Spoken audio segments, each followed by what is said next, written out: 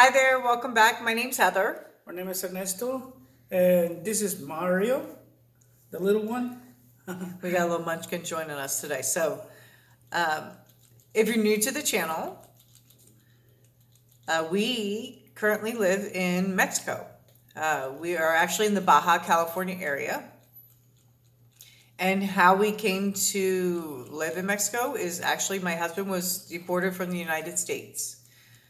So we decided to move to Mexico to be together. So our videos and our channel is just showing you what our life is after deportation, how it is to live in Mexico. We do live alongside the border between the United States and Mexico. We're actually about 35 minutes. 45 minutes off the border. And we're just going to share our lives with you. If you like our content, please make sure you hit that subscribe button off to the side here. And to go into today's video, January 7th is actually the 7-year anniversary of the day that immigration took my husband into custody. It's hard to believe it's already almost it's 7 years. 7 years. January 7th. So this video kind of goes into our experience of what happened the day that ICE took my husband into custody. So I would say enjoy, but it wasn't really an enjoyable video for us to make. I know you weren't happy about making the video at all. So, yeah, on to the video, okay? Hopefully this video helps, some another people. And I'm going to tell you that if you are going through this situation, I feel... just don't keep up. I feel your pain. Okay, guys, so welcome back. I hope everyone's having a great day. First off, we just want to say thank you to everyone that's subscribed to the channel so far. And if you're new to the channel and you like the content, please just take a minute or two to subscribe. It definitely really helps us out. And with that, you'll be notified as soon as we put out a new video. So today we wanted to talk about something that is very, very personal for us. And I will try to, as hard as I can, to get through without being emotional. I know that it's not something I'm super comfortable talking about, and my husband right next to me is not comfortable at all talking about the subject. So, yeah. So I'm just going to throw a little disclaimer in here that, again, it is super personal. We're trying to be as transparent as possible with the hopes that whatever we share with you, that it will help somebody else. So please, if there's something mean that you want to say about it, you have a super strong opinion, just please keep it to yourself. It's, again, super, super personal information that we're sharing. And for me personally, I think it's probably in the top 2 most difficult things I've ever dealt with in my life. So, same for you? Yeah, same for me. So, okay.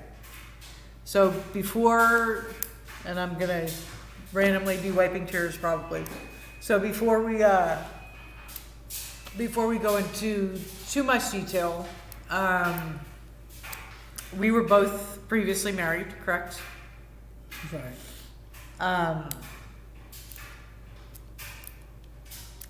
When we got married ourselves,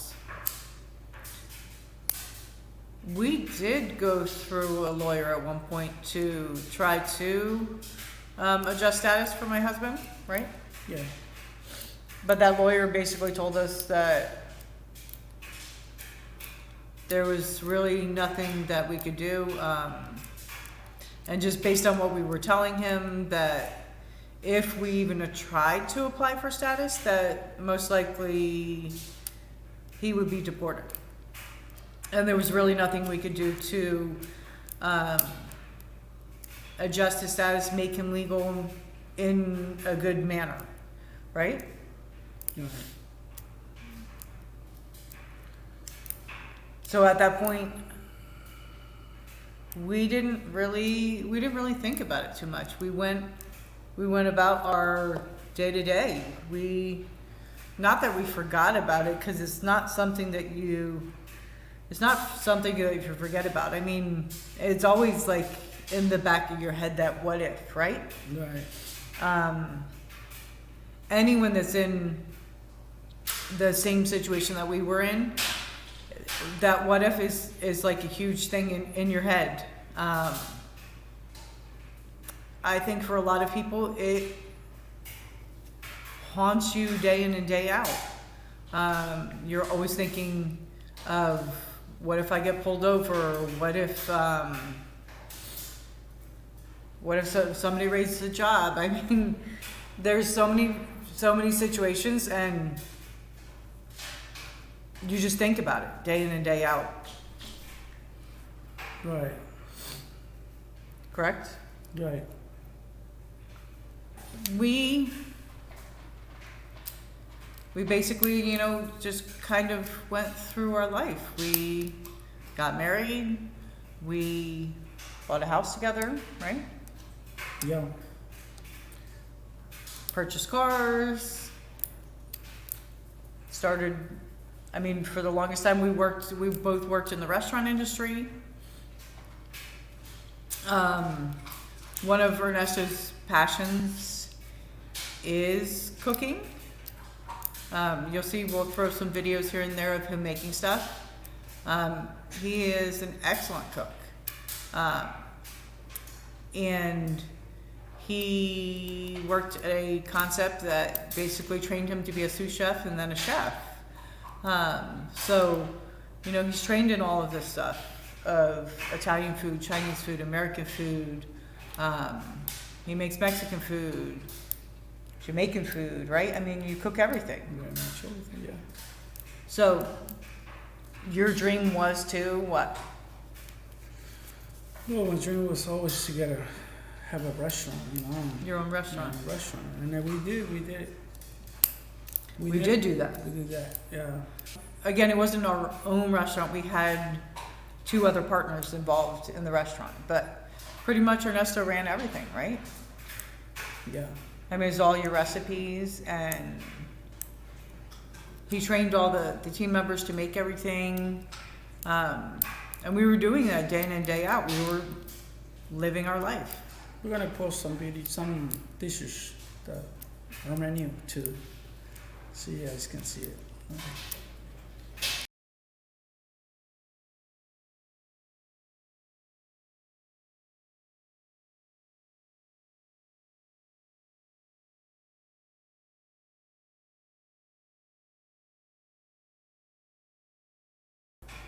I mean, we were living our life, right? And trying to do the best that we can without worrying about the what ifs. So, in December, he got pulled over. He didn't have a license. And that kind of started the whole ball rolling, right? Yeah. He had a few drinks that night. No license. So basically they took him down to the jail. And you were held there overnight, right? Yeah, but Did they take you directly to jail? Yeah, but this is the day that when it started. This started That started the whole chain of whole events. thing. Yeah. That just started it all for us. That was a big mistake, but We really can't go back and change anything. You can't do anything over. But yeah, that was the chain of events that started everything for us. he went to jail. We bailed him out. At that point in time, there was no ICE hold or anything. So there was no immigration hold or anything for him. They let us bail him out. We bailed him out. The one contingency for that was that he had to wear an ankle bracelet or a monitor, right? Until you had your court date. Right. But I know that when that happens, like over there in Ohio, the lawyer was telling me like, if you were wearing like, if you would use the brace and your ankle, you'd be able like you automatically. They call immigration and they give you all the information about, and then it's all the story. Like they know after that they know they already got all my information and What, from the ankle bracelet? For the ankle brace. Oh, that's why my lawyer was telling me like, if you get it and you don't even have a choice, either that or I have to either that or you were in jail. Or in jail or move. Yeah. Run away and leave the restaurant like. Yeah, but we had too much. We have already too much, and then. So, yeah, at that point it kind of just started the ball rolling. So, January 7th, I could tell you exactly the day, because it's exactly 1 month from my husband's birthday. January 7th. Keep in mind that because he was on that house arrest until he went to court, he was not able to drive. He had to be driven and picked up from the restaurant every single day. So I was actually off my job that day and was going to go in and help out with some things. So I drove with him to work, and we pulled into the parking lot at the restaurant. Right? Yeah. And the immigration was waiting for me. I feel like I didn't even put the car in park, and they were at the car window already. And it wasn't just one officer, it was multiple officers, right? Yeah. 2 or 3? I don't remember. 3. They identified themselves as immigration officers. I tried explaining to them like we're legally married. At that point in time, we didn't know all of the details of everything. But they basically told me like, yeah, we know everything about you. We have your marriage license, we have your birth certificates, we know absolutely everything. So, my mind at that point, obviously they've been watching us for a while, following us for a while, right? They did. One of the people that Ernesto recognized at the immigration office, really recognized him exactly, is he was coming. Someone that came to our restaurant. He called me at work like, hey, I have this guy here that wants to get a job. And he was like insistent that he get a job like underneath the table without any papers, without any stuff. And I'm like, he was telling me that he works. He told me that he worked in the government, but he didn't tell me that. He said he was working in the military or something like that, and he was, and his free weekends or free time, he was willing to work under the table, like pay him cash, so that we don't have to, so that with the government they don't find him, but find out that he's working. He's working, but I know he was going to try to get me in trouble. We can't verify and say 100% that it was somebody in immigration, right? He looked very similar to the guy. I've heard that immigration will go through all kinds of practices to get what they want, to get the information that they want. But I know it was him. So my husband's 99% sure that 100%. Basically, no, okay. It was 100%. 100% sure, he says. My husband pretty much thinks that they sent somebody to kind of go and see what we were doing inside the restaurant, see if we were hiring people illegally, seeing if we were allowed people to work under the table, seeing if they could get anything else against him. So they can get me more Now, in trouble. I don't know if that is a common practice or not, but from what I hear, they'll do anything that they need to do. So, yeah, so at that point in time, yeah, he's now in custody. So,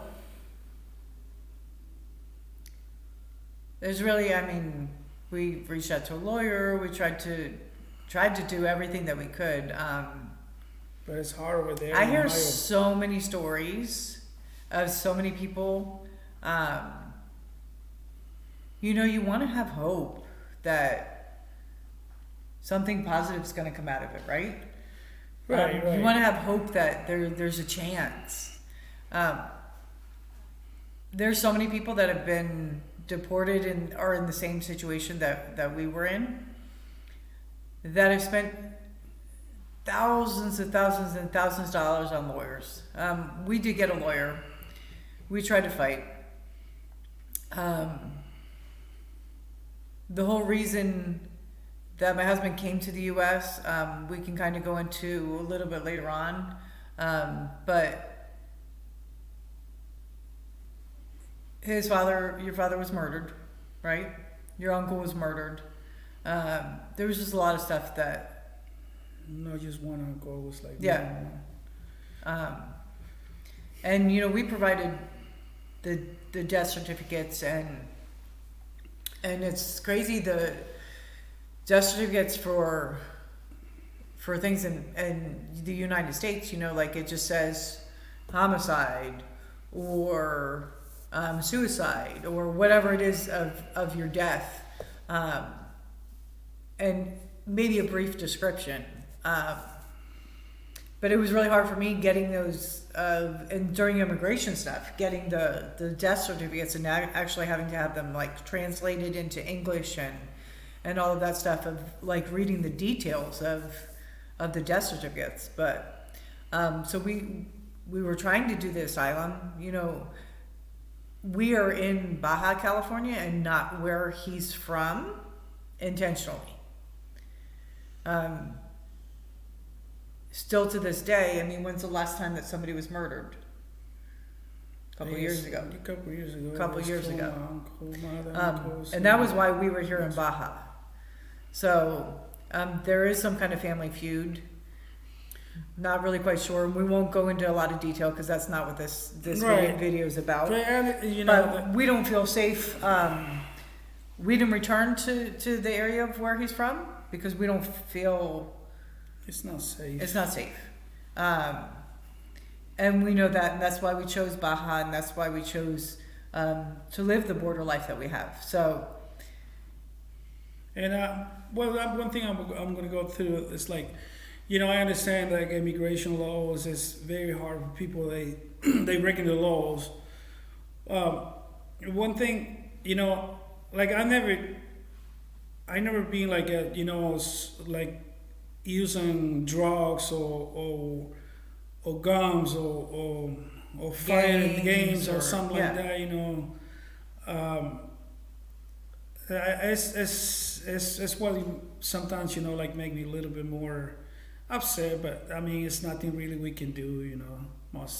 We gotta wait for the time, and so we can so we both can return to U.S. So he's now in custody. I don't think at that point in time I had to walk into the restaurant and everyone was asking me, where's Ernesto? I mean, he was scheduled to be in the restaurant that morning. He was scheduled to be the one to open up the store. And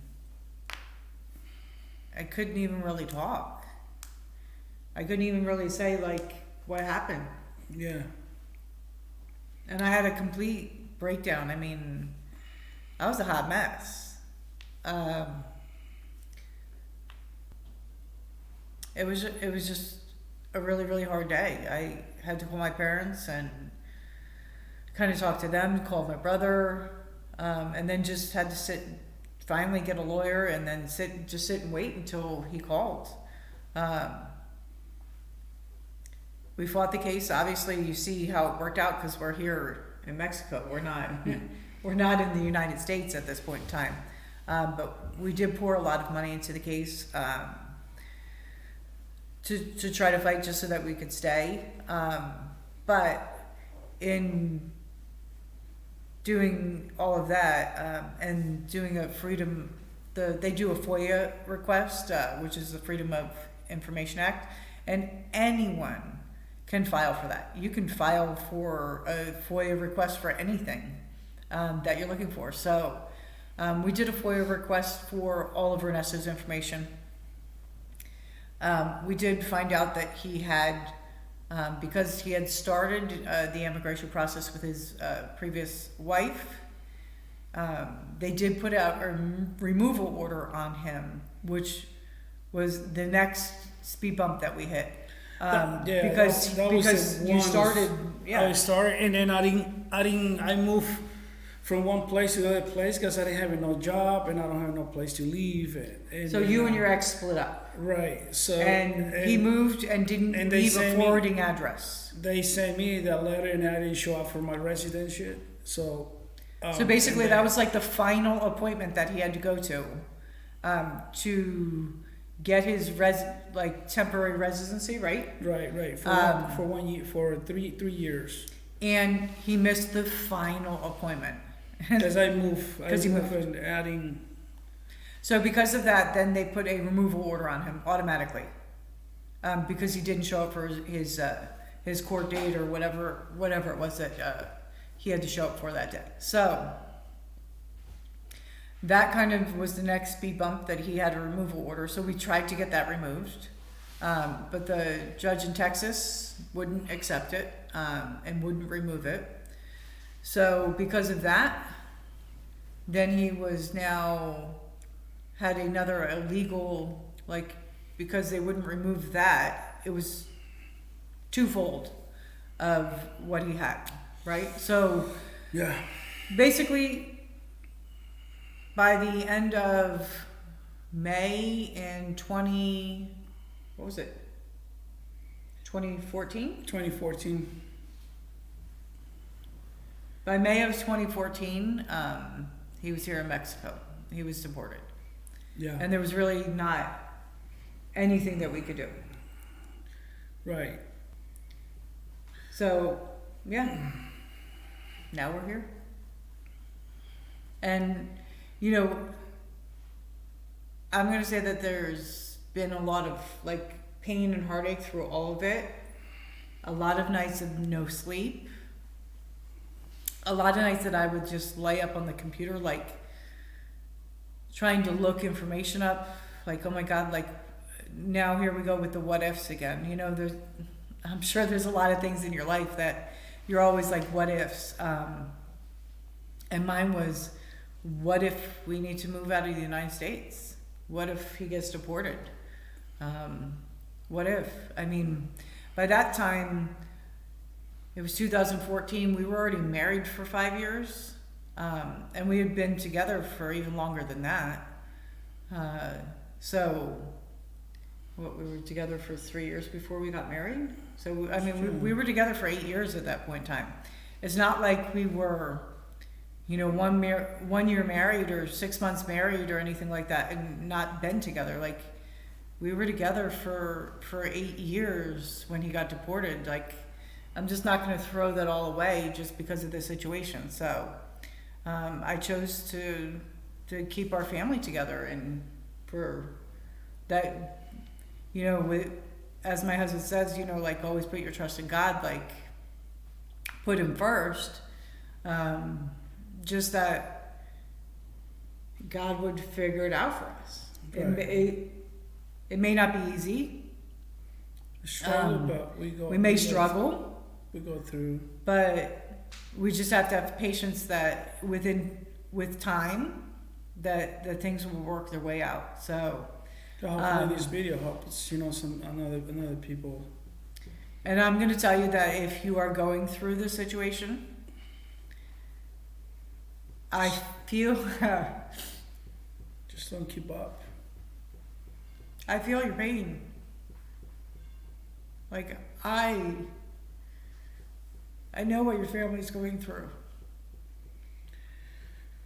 Yeah, just don't keep up. I mean, hey. Sorry, let me breathe. Yeah, I know what your family's going through. I know the thoughts and the what ifs and the sleepless nights and just the pain of it all.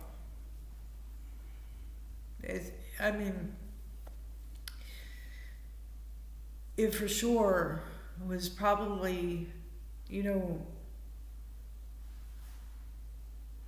was a hard time. It definitely was. Yeah. And then even harder was when he was in Mexico and I was in the U.S.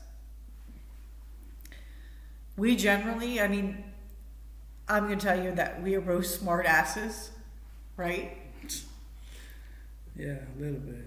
Like, I get on his nerves, he gets on my nerves, but not in a bad way. We always mess with each other. We're human just like anyone else. Like, we're not perfect. We do fight. But I feel like, we'll get in a little disagreement. He apologizes. I apologize. We both know when we're wrong. Exactly. Right? Yeah. But I feel like when we were separated and he was in Mexico and I was in the U.S., I feel like we fought so much.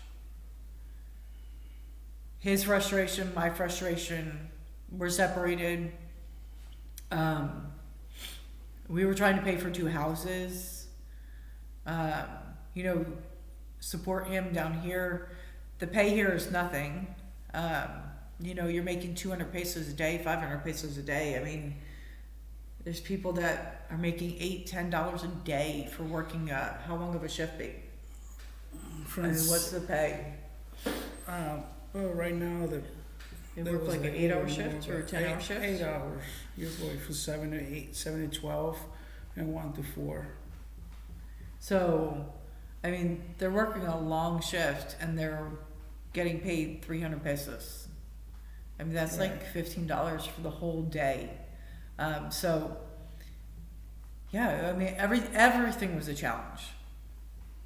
And we just argued and argued and argued so much over everything. So if you are going through the situation, first off, I'm sorry. Just be patient and put God first. And then he's gonna help you out. He's the only one. Yeah. He's the only one. I feel for you. I feel for your family. I wish I could reach through the screen and give you a hug because I know how it feels. But just keep your head up. Just be strong and fight to keep your family together. Because that is way more important than anything else.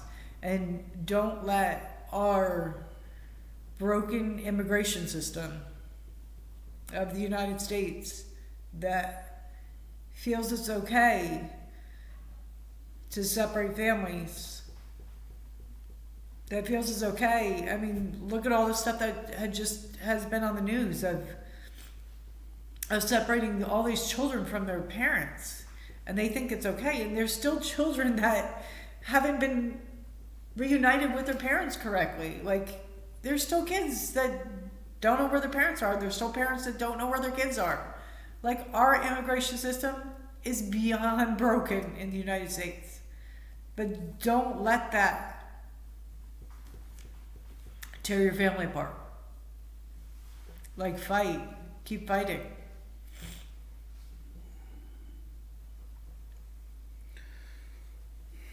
Do you have anything else to say, Pete? No, very much. I think we're gonna keep putting more videos for you guys. And hopefully, like we saying, hopefully this video help you out. And don't give up. Yeah. Just keep going, and fight as much as you can. I know sometimes, like you said, it's a struggle, but if you put everything in God first, you're always gonna go through it. Definitely, it's worth it. So we've already been here like it's 6 years already. Mm-hmm. Yeah, the first years it was like horrible, crazy. I didn't even know anything about it. Like, I grew up in the United States most of my life. First year here was crazy. Yes. Yeah. When I first got here, I spoke a little bit of Spanish, right, babe? Yeah. Not a lot, but I spoke a little bit. But I feel like I've learned a lot in the last 6 years. So Yeah. I'm still not fluent at all. But I would be asking him, like, what they say, because I didn't understand what they were saying. And he would tell me what.